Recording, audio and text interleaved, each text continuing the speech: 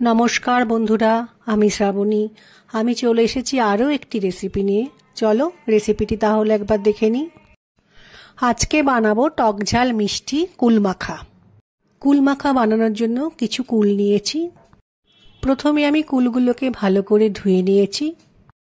এরপর আমি হামলদিস্তার সাহায্যে একটা একটা করে কুলকে ভালো করে একটু থেতো করে নেব। তোমরা চাইলে এই কাজটা শিলপাটাতেও করতে পারো। সমস্ত কুল ভালো করে থেতো করে নেয়ার পর কুল মাখা বানানোর জন্য এক এক করে মশলা দিয়ে দেব। কুল মাখার মধ্যে প্রথমে দিলাম বিট লবণ, এরপর দিলাম 1 চামচ চিনি।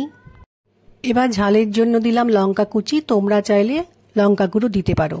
এবার দিলাম ধনেপাতা কুচি, এরপর দিলাম চাট মশলা। কুল এবং মশলাগুলো চামচের সাহায্যে খুব ভালো করে মিশিয়ে নেব। এইভাবে কুল মাখা বানিয়ে 10 মিনিট রেখে দেওয়ার পর যদি খাওয়া যায় তাহলে কিন্তু খুব ইয়াম্মি লাগে।